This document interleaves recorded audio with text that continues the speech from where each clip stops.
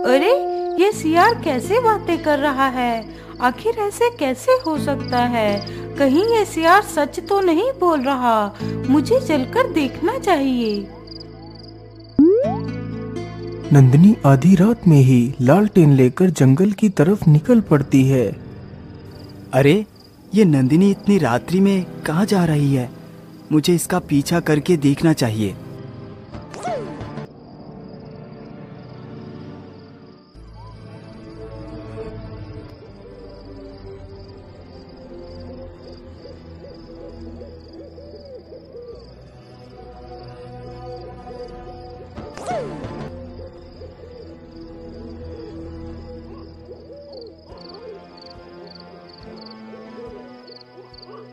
किशोर अपनी पत्नी का पीछा करते हुए काफी दूर निकल जाता है।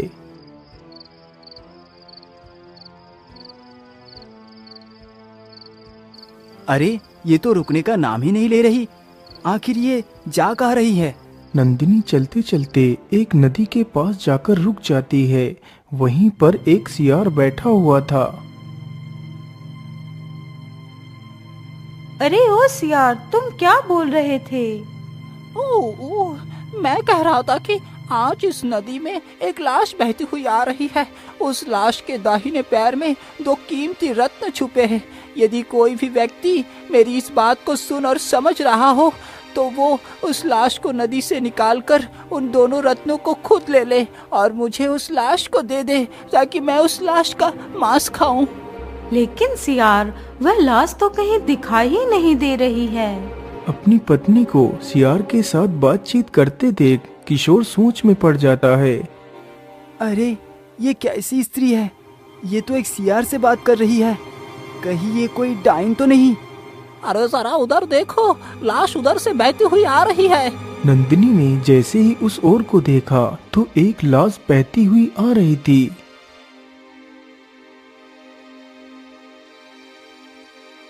अरे तुम जल्दी से नदी के अंदर उतरो, नहीं तो वो लाश तथा वो कीमती रत्न तुम्हारे हाथ से निकल जाएंगे।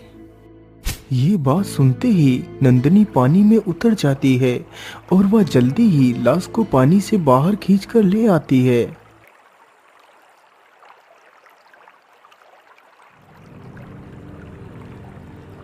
अरे वाह वाह वाह, तुम तो कितनी बहादुर हो।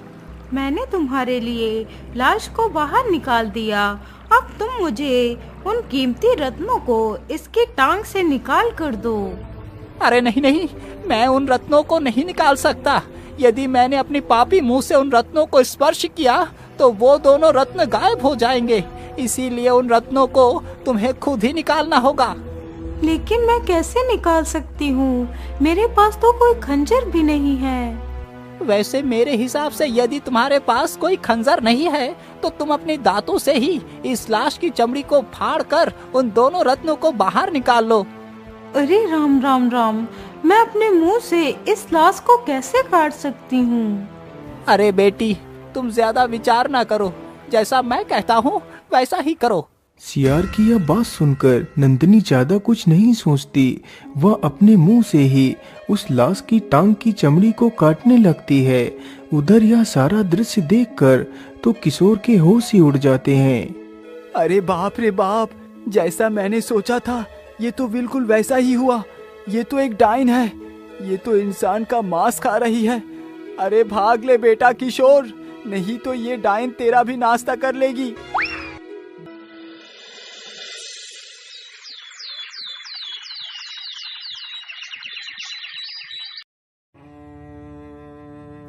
अरे बेटा, ये कैसी बातें कर रहे हो? आखिर 2 दिन पहले ही तो तुम्हारा विवाह हुआ है और आज तुम बहू को घर से भगाने की बात कर रहे हो। पिताजी, मैं एकदम ठीक कह रहा हूँ। मुझे इसके साथ नहीं रहना। आप इसे आज ही इसके मायके छोड़कर आओ। लेकिन बेटा, तुम बहू के साथ रहना क्यों नहीं चाहते? आखिर इसने क्या किया है?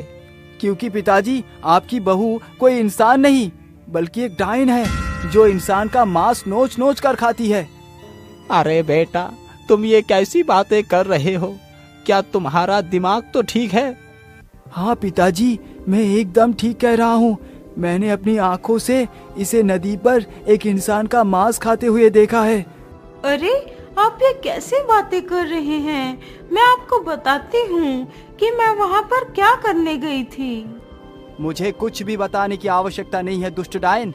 मुझे तेरी कोई बात नहीं सुननी, क्योंकि प्रत्यक्ष को प्रमाण की आवश्यकता नहीं होती। लेकिन बेटा, एक बार इसकी बात तो सुन ले। नहीं पिताजी, मुझे इसकी कोई बात नहीं सुननी। यदि आप इसे यहाँ से अभी के अभी लेकर नहीं गए तो मैं ये घर छोड़कर हमेशा के लिए चला जाऊंगा। नहीं नहीं जी, आपको कहीं भी जाने की कोई आवश्यकता नहीं है। मैं ही इस घर को छोड़कर चली जाती हूँ। इतना बोलकर नंदिनी अपने ससुर के साथ अपने मायके के लिए निकल पड़ती है।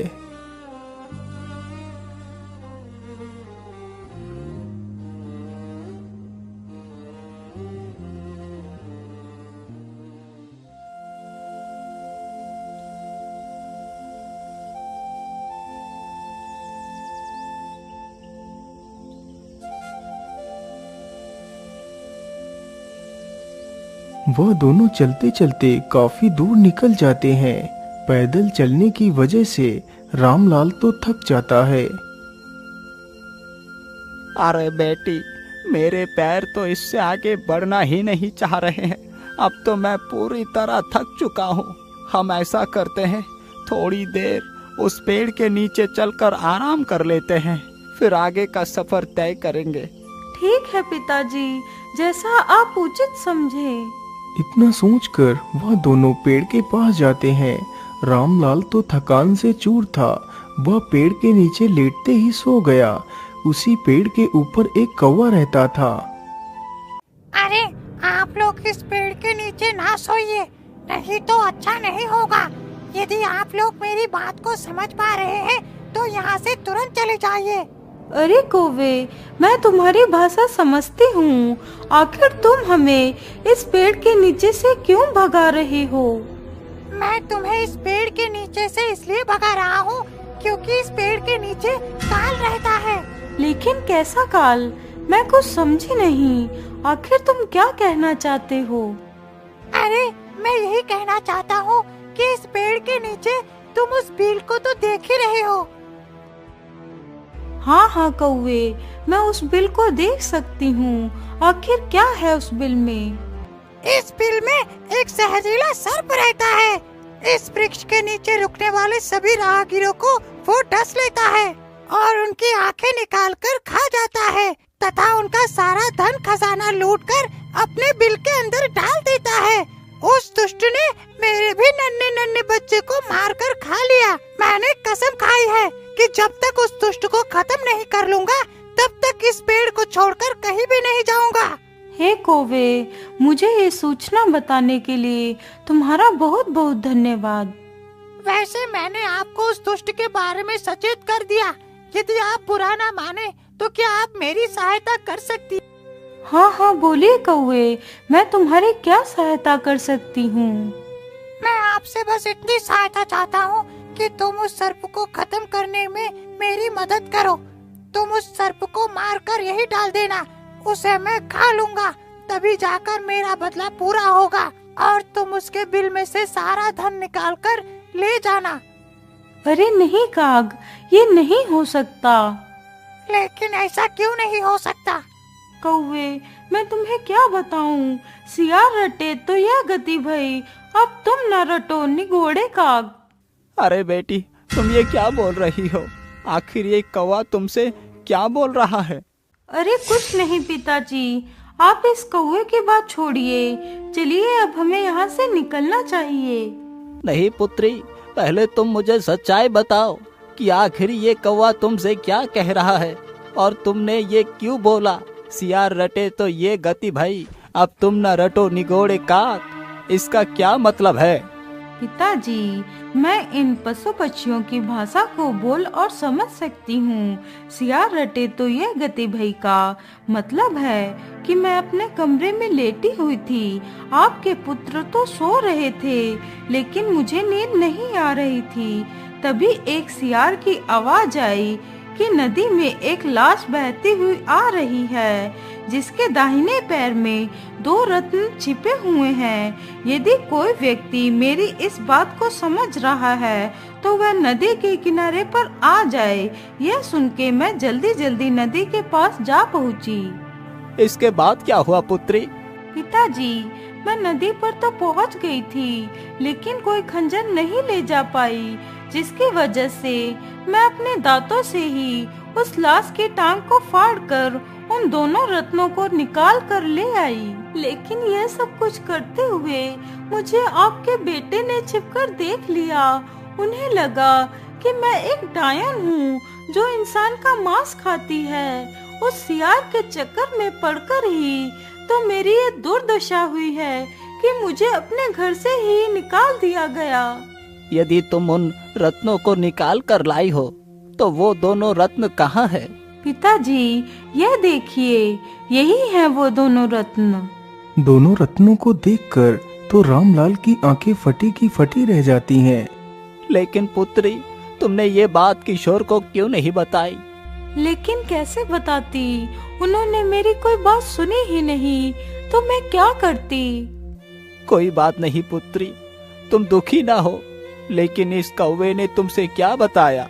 ये कौवा बता रहा है कि उस बिल में एक जहरीला सर्प रहता है। फिर नंदिनी सारी बात अपने ससुर को बताती है। सारी कहानी सुनकर रामलाल के पैरों तले जमीन खिसक जाती है। पिताजी, वही मैं इस कौवे से कह रही थी कि रत्न पाकर तो मेरी यह हालत हुई है। यदि कहीं सोना भी खोद लिया तो मेरी तो जान ही चली जाएगी। अरे नहीं बेटी, तुम ऐसी अशुभ बात ना करो। लेकिन ये दुष्ट सर्प तो कितना पापी है। पता नहीं इसने कितने मासूमों की जान ले ली होगी। मैं इस दुष्ट सर्प को जिंदा नहीं छोड़ूंगा। कौवे, तुम दुखी ना हो, मैं तुम्हारा बदला जरूर लूंगा। लेकिन पिताजी, आप उसे मारेंगे कैसे? बेटी, ये तो मैंने भी नहीं सोचा। अब तुम ही बताओ, क्या तुम्हारे पास कोई युक्ति है? युक्ति तो है, लेकिन वह बहुत कठिन है। बोल बेटी, उस दुष्ट को मारने की क्या योजना है? हमें उस दुष्ट को खत्म करना ही होगा, नहीं तो वो पता नहीं और भी कितने मासूमों की जान ले लेगा। पिताजी, आप बाजार से एक फावड़ा और एक तलवार खरीद कर ले आइए, फिर मैं बताऊंगी कि आगे क्या करना है। अच्छा ठीक है बेटी, मैं बाजार को जा रहा हूँ, लेकिन तुम इस वृक्ष के पास से हटकर कहीं दूर जाकर रुक जाओ। मैं जल्दी ही बाजार से वापस लौट आऊंगा। इतना बोलकर रामलाल सामान खरीदने के लिए बाजार की तरफ निकल पड़ता है। वह चलते चलते जल्दी ही बाजार को पहुंच जाता है।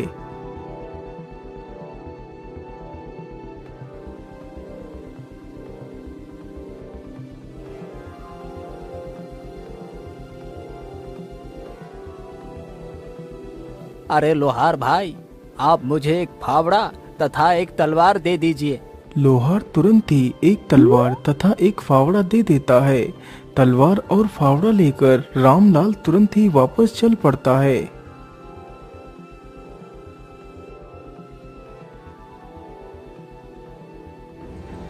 रामलाल जल्दी ही उस स्थान पर पहुंच जाता है जहां पर उसकी बहू खड़ी हुई थी। ये लो बेटी, मैं तलवार और फावड़ा लेकर आ गया हूँ।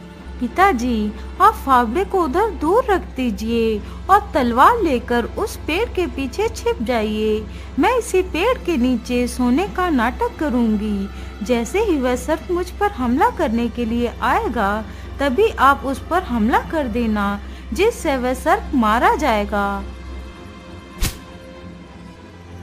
अरे नहीं पुत्री, तुम ये कैसी बातें कर रही हो? तलवार लेकर मैं नहीं, बल्कि तुम जाओ। मैं तुम्हें कोई भी खतरा मोड़ नहीं लेने दूंगा। अभी तुम्हारी पूरी जिंदगी पड़ी है जीने के लिए, और मेरा क्या, मैं तो अपनी जिंदगी जी चुका हूँ। मुझे कुछ हो भी जाए तो भी कोई फर्क नहीं पड़ता। अरे नहीं पिताजी, आप ये कैसे बातें कर रहे हैं? मेरे रहते हुए आपका कोई भी बाल भी बांका नहीं कर सकता।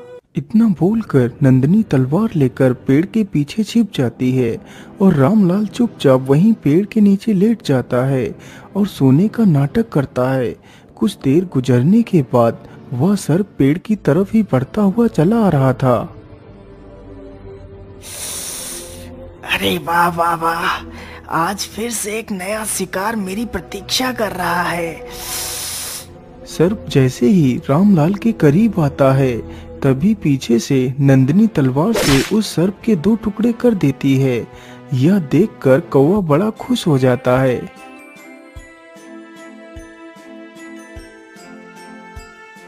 वाह बेटी वाह, तुम तो वाकई कितनी वीर हो। अब आप जल्दी से इस बिल को फावड़े से खोदिए। हाँ हाँ बेटी, मैं अभी खोदता हूँ। इतना बोलकर रामलाल फावड़े से उस सर्प के बिल को खोदने लगता है। कुछ देर खुदाई करने के बाद उस सर्प के बिल से काफी सारा धन तथा हीरे जवाहरात निकलते हैं। यह देखकर वह दोनों बहुत ही खुश हो जाते हैं। रामलाल जल्दी ही एक कपड़े पर उस सारे धन को एकत्रित कर उसकी एक पोटली बना लेता है। चलो बेटी, अब मेरे साथ घर चलो। हाँ हाँ चलिए पिताजी। अरे घर तो इधर है, तुम उधर कहाँ जा रही हो? लेकिन इधर ही तो मेरा मायका है। अरे नहीं बेटी, अब तुम्हारे मायके जाने की कोई जरूरत नहीं। तुम मेरे साथ अपने घर चलोगी। लेकिन पिताजी, यदि मैं वापस गई तो किशोर जी घर छोड़कर चले जाएंगे। अरे उसे जहाँ भी जाना है वो चला जाए, लेकिन तू मुझे छोड़कर कहीं भी नहीं जाएगी। चल मेरे साथ। इतना कहकर रामलाल नंदिनी को भी अपने साथ ही ले जाता है। पिताजी, आप फिर से इस डायन को घर में ले आए। अरे बेटा, ये डायन नहीं है, तुम मेरी बात को सुनो। फिर रामलाल सारी कहानी अपने बेटे किशोर को सुनाता है। सारी बात सुनकर किशोर हैरान ही रह जाता है। यदि तुम्हें मेरी बात पर यकीन न हो तो ये देखो, वो सारा खजाना। खजाना देखकर किशोर समझ गया कि वह गलत था। नंदिनी, मुझे माफ कर दो, मैंने तुम्हें गलत समझा। अरे नहीं जी, आप मुझसे माफी मांगकर मुझे लज्जित ना करें। गलती तो हर किसी से हो जाती है।